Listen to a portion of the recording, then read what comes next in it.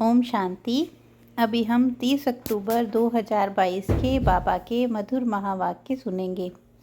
यह मुरली रिवाइज मुरली है। बाबा ने 21 नवंबर 1992 में बच्चों को यह महावाक्य सुनाए थे। मुरली का सार है, कर्मों की गुह्य गति के ज्ञाता बनो। बाबा आज हमें कर्मों की गुह्य गति के बारे में बताएंगे। तो प्यारे बाबा बोले, आज सर्व खजानों के देने वाले बाप सर्व बच्चों के जमा का खाता देख रहे थे। बाबा आज हमारा जमा का खाता चेक कर रहे थे। बाबा कहते हैं, खजाने तो सर्व बच्चों को अखुट मिले हैं और सेवा सर्व को एक जैसा एक द्वारा सर्व खजाने मिले हैं। एक खजाना नहीं लेकिन अनेक खजाने प्राप्त हुए हैं। फिर भी जमा का खाता हर एक का अलग अलग है। कोई ने सर्व खजाने अच्छी रीति जमा किए हैं और कईयों ने यथाशक्ति जमा किए हैं। बाबा कह रहे हैं, सबको बराबर बाबा ने खजाने दिए हैं, लेकिन सबका जमा का खाता अलग अलग है। तो बाबा चेकिंग कैसे कर रहे थे? बाबा कहते, जितना जमा किया है उतना ही चलन और चेहरे में वह रूहानी नशा दिखाई देता है। जमा करने का रूहानी फ़कुर अनुभव होता है। बाबा कहते, रूहानी फ़कुर की पहली निशानी यही है कि जितना फ़कुर है उतना बेफ़िक्र बादशाह की झलक उनके हर कर्म में दिखाई देती है। जैसे दुनिया में भी अगर किसी के पास बहुत पैसे होते हैं तो उनको ज़्यादा फ़िक्र नहीं होता। तो बाबा कहते, रूहानी फ़कुर की निशानी है कि वो बेफ़िक्र बादशाह की झलक उनके हर कर्म में दिखाई देती है, क्योंकि जहाँ रूहानी फ़कुर है वहाँ कोई फ़िक्र नहीं रह सकता। यह फ़कुर और फ़िक्र दोनों एक समय एक साथ नहीं रह सकते हैं, जैसे रोशनी और अंधकार साथ साथ नहीं रह सकते हैं। बाबा कहते हैं, बेफ़िक्र बादशाह की विशेषता वह सदा प्रसन्न चित्त के बजाय प्रसन्न चित्त रहते हैं। बाबा कहते, बेफ़िक्र बादशाह की विशेषता है कि वो हमेशा प्रसन्न चित्त रहेंगे, हर कर्म में, स्व के संबंध में व सर्व के संबंध में व प्रकृति के भी संबंध में, किसी भी समय किसी भी बात में संकल्प मात्र भी क्वेश्चन मार्क नहीं होगा कि यह ऐसा क्यों, यह क्या हो रहा है, ऐसा भी होता है क्या। बाबा कहते, कोई क्वेश्चन नहीं होगा। प्रसन्नचित्त आत्मा के संकल्प में हर कर्म को करते, देखते, सुनते, सोचते यही रहता है कि जो हो रहा है वह मेरे लिए अच्छा है और सदा अच्छा ही होना है। इतना निश्चय होता है उनको। प्रसन्नचित्त आत्मा जो प्रसन्नचित्त होती हैं, क्यों, क्या, ऐसा वैसा इस उलझन में स्वयं को बेफ़िक्र से फ़िक्र में ले आती हैं और बेफ़िक्र आत्मा बुराई को भी अच्छाई में परिवर्तन कर लेती है। आजकल के साइंस के साधन, बाबा कहते, प्रसन्नचित्त आत्मा बेफ़िक्र आत्मा बुराई को भी अच्छाई में परिवर्तन कर लेती है, इसलिए सदा प्रसन्न रहती है। आजकल के साइंस के साधन भी जो वेस्ट खराब माल होता है उसको परिवर्तन कर अच्छी चीज़ बना देते हैं। तो प्रसन्नचित्त आत्मा साइलेंस की शक्ति से, चाहे बुरी बात हो, संबंध भी बुरे अनुभव होते हों, लेकिन वह बुराई को अच्छाई में परिवर्तन कर स्वयं में भी धारण करेगी और दूसरों को भी अपने शुभ भावना के श्रेष्ठ संकल्प से बुराई को बदल अच्छाई धारण करने की शक्ति देगी। बेफ़िक्र आत्मा प्रसन्न चित्त होती है और उसमें परिवर्तन करने की शक्ति होती है। वह क्यों क्या नहीं करती, बल्कि साइलेंस की शक्ति से बुराई को भी अच्छाई में परिवर्तित कर देती है शुभ भावना से। कई बच्चे सोचते हैं, कहते हैं कि जब है ही बुरी व गलत बात तो गलत को गलत तो कहना ही पड़ेगा ना, वह गलत को गलत तो समझना ही पड़ेगा ना। लेकिन गलत को गलत समझना, यह समझने के हिसाब से समझा, वह राइट और रॉन्ग समझना, जानना अलग बात है। लेकिन नॉलेजफुल रूप से जानने वाले समझने के बाद स्वयं में किसी भी आत्मा की बुराई को बुराई के रूप में अपनी बुद्धि में धारण नहीं करेंगे। बाबा कहते समझना अलग बात है, लेकिन बुद्धि में धारण करना अलग बात है। किसी भी आत्मा की बुराई को तो समझना अलग चीज़ है। समझने तक राइट है, लेकिन स्वयं में व अपने चित्त पर, अपनी बुद्धि में, अपनी वृत्ति में, अपनी वाणी में दूसरों की बुराई को बुराई के रूप में धारण नहीं करना है, समाना नहीं है। न चित्त में, न बुद्धि में, न वृत्ति में, न वाणी में किसी की बुराई को धारण नहीं करना। बाबा कहते तो समझना और धारण करना, इसमें अंतर है। अपने को बचाने के लिए कह देते हैं कि यह रॉन्ग, यह है ही रॉन्ग, रॉन्ग को तो रॉन्ग कहना पड़ेगा। लेकिन समझदार का काम क्या होता है? समझदार अगर समझता है कि बुरी चीज़ है तो क्या बुरी समझते हुए अपने पास जमा करेगा, अपने पास अच्छी रीति संभाल कर रखेगा? तो बाबा कहते छोड़ देगा ना। यह जमा करना ही समझदारी है, यह समझदारी है। और सोचो, अगर बुरी बात व बुरी चलन को स्वयं में धारण कर लिया तो क्या आपकी बुद्धि, वृत्ति, वाणी सदा संपूर्ण स्वच्छ मानी जाएगी? तो बाबा कहते अपनी बुद्धि को स्वच्छ रखना है, धारण नहीं करनी बुराई बात। अगर जरा भी कोई डिफेक्ट व दाग रह जाता है, किचड़ा रह जाता है, तो डिफेक्ट वाला कभी परफेक्ट नहीं कहला सकता, प्रसन्नचित नहीं रह सकता। अगर कोई बुराई, कोई की बुराई चित्त पर है तो उसका चित्त सदा प्रसन्नचित नहीं रह सकता, और चित्त पर धारण की हुई बातें वाणी में जरूर आएंगी। चाहे एक के आगे वर्णन करें, चाहे अनेक के आगे वर्णन करें, लेकिन कर्मों की गति का गुह्य रहस्य सदा सामने रखो। पापा कहते हैं लेकिन कर्मों की गति का गुह्य रहस्य सदा सामने रखो। अगर किसी की भी बुराई व गलत बात चित्त पर रखने के साथ वर्णन करते हो तो यह व्यर्थ वर्णन ऐसा ही है जैसे कोई गुंबज में आवाज़ करता है तो वह अपना ही आवाज़ और ही बड़े रूप में बदल अपने पास आता है। बाबा पूछते हैं गुंबद में आवाज़ करके देखा है? तो अगर किसी की बुराई करने के, गलत को गलत फैलाने के संस्कार हैं, जिसको आप लोग आदत कहते हो, तो आज आप किसकी गलानी करते हो और अपने को बड़ा समझदार, गलती से दूर समझकर वर्णन करते हो। लेकिन यह पक्का नियम है अथवा कर्मों की फिलॉसफी है कि आज आपने किसी की गलानी की और कल आपकी कोई दुगनी गलानी करेगा, क्योंकि यह गलत बातें इतनी फास्ट गति से फैलती हैं जैसे कोई विशेष बीमारी के जर्म्स बहुत जल्दी फैलते हैं, और फैलते हुए जर्म्स माना कीटाणु जिसकी गलानी की है वहाँ तक पहुँचते ज़रूर हैं। आपने एक गलानी की होगी और वह आपको गलत सिद्ध करने के लिए आपकी 10 गलानी करेंगे। तो बाबा कहते रिज़ल्ट क्या हुई, कर्मों की गति क्या हुई, लौट कर कहाँ आई? अगर आपको शुभ भावना है उस आत्मा को ठीक करने की तो गलत बात शुभ भावना के स्वरूप में विशेष निमित्त स्थान पर दे सकते हो। बाबा कहते हैं जो निमित्त स्थान है वहाँ पर शुभ भावना से वह बात बता सकते हो, पर जगह जगह पे फैलाना रॉन्ग है। कई कहते हैं हमने किसको कहा नहीं, लेकिन वो कह रहे थे तो भी मैं हाँ में हाँ कर दिया, बोला नहीं। आपके भक्ति मार्ग के शास्त्रों में भी वर्णन है कि बुरा काम किया नहीं लेकिन देखा भी, साथ भी दिया तो वह पाप है। बाबा कितनी गूढ़ बातें समझा रहे हैं कर्मों की गति की। बाबा कहते हाँ में हाँ मिलाना यह भी कर्मों की गति के प्रमाण पाप में भागी बनना है।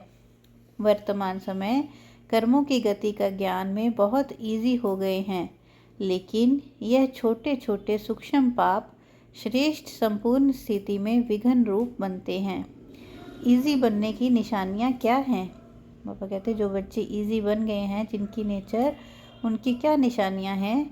वह सदा ऐसा ही सोचते समझते कि यह तो और भी करते हैं, यह तो आजकल चलता ही है।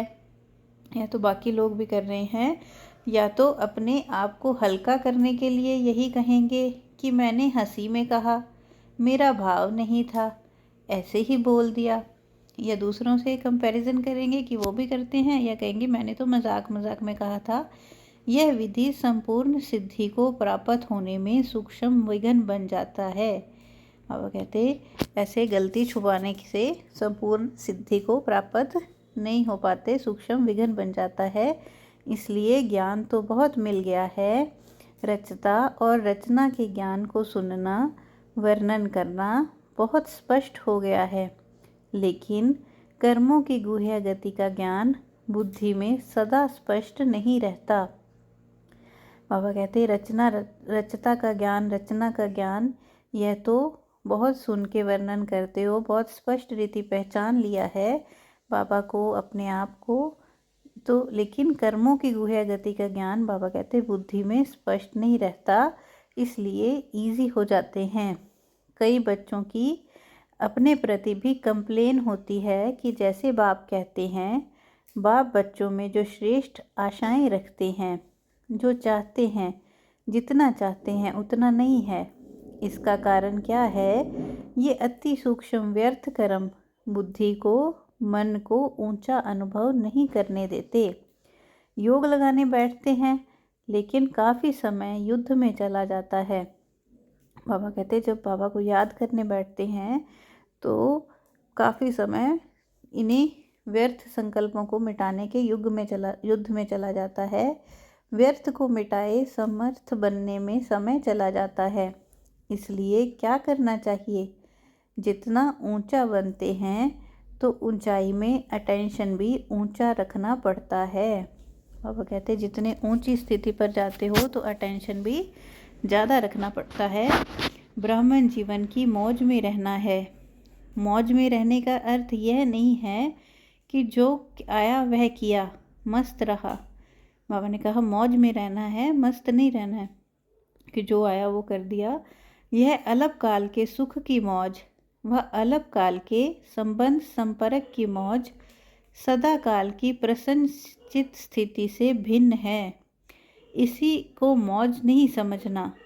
बाबा कहते हैं यह तो जो संगम युग है बहुत छोटा युग है, इसमें अभी हमने बहुत प्रारब्ध बनानी है।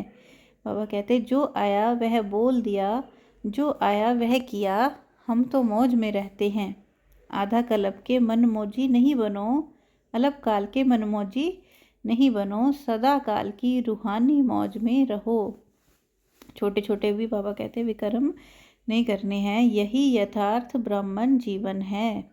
मौज में भी रहो और कर्मों की गति के ज्ञाता भी रहो, तब ही जो चाहते हो, जैसे चाहते हो वैसे अनुभव करते रहेंगे।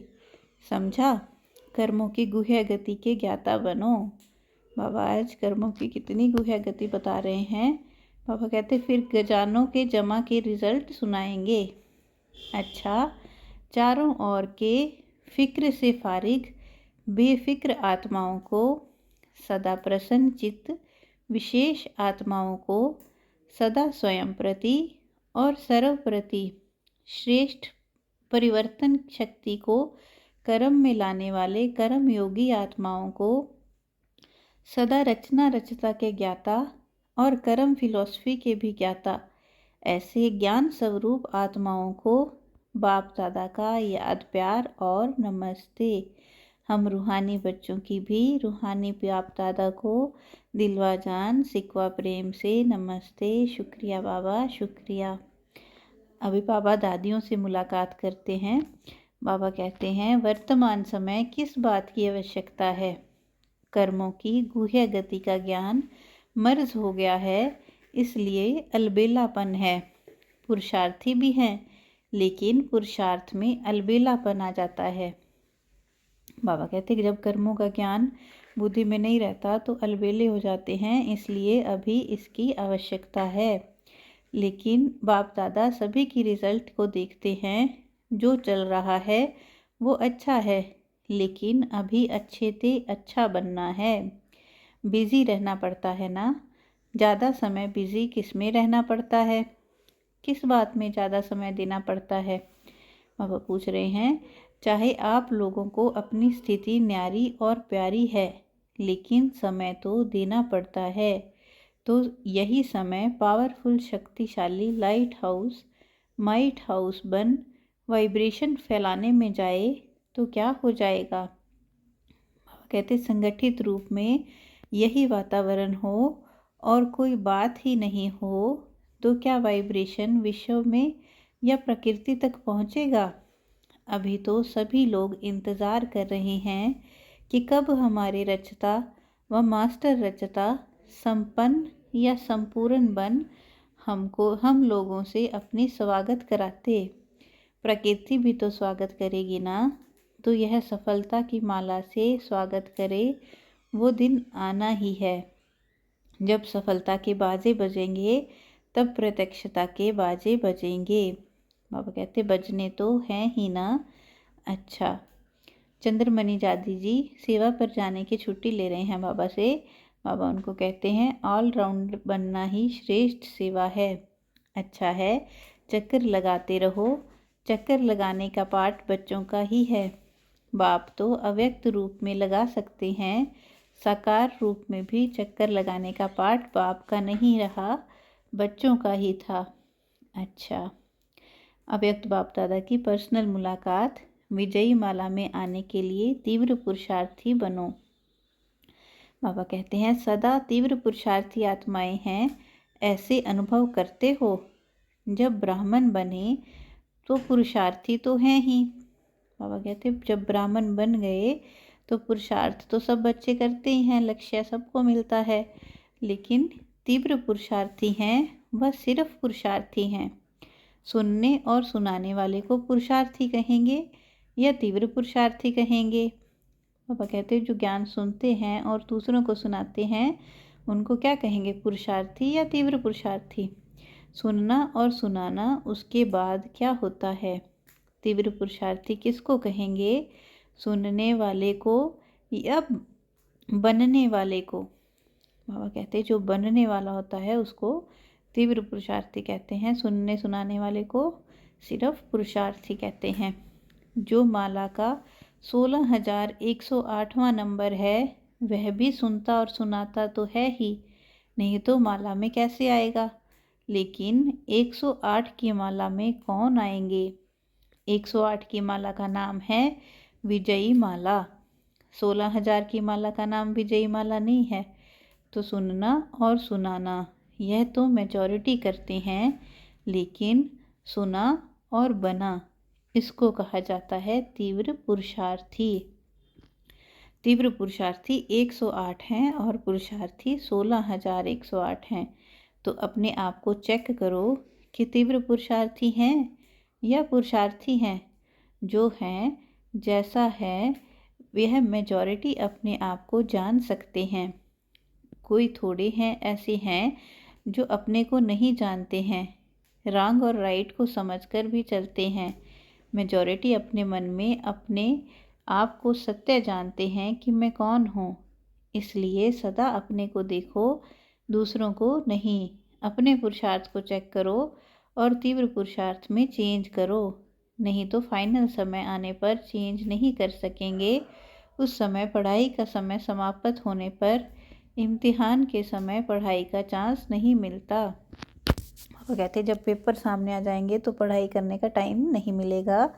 अगर कोई स्टूडेंट समझे एक प्रश्न का उत्तर नहीं आता है, किताब से पढ़कर उत्तर दे दें तो राइट होगा या रॉन्ग होगा, तो उस समय अपने को चेंज नहीं कर सकेंगे। जो है जैसा है वैसे ही प्रारब्ध प्राप्त कर लेंगे। बाबा कहते वैसे ही जो जाता होगा उसके हिसाब से ही पुरुषार्थ किया होगा, उसके हिसाब से ही प्रारब्ध मिलेगी। लेकिन अभी चांस है, अभी टू लेट का बोर्ड नहीं लगा है, लेट का लगा है। लेट हो गए हो लेकिन टू लेट नहीं, इसलिए फिर भी मार्जिन है। कई स्टूडेंट 6 मास में भी अपनी पास विद ऑनर बन जाते हैं अगर सही पुरुषार्थ करते हैं, लेकिन समय समाप्त हो जाने के बाद कुछ नहीं कर सकते। बाप भी रहम करना चाहे तो नहीं कर सकते।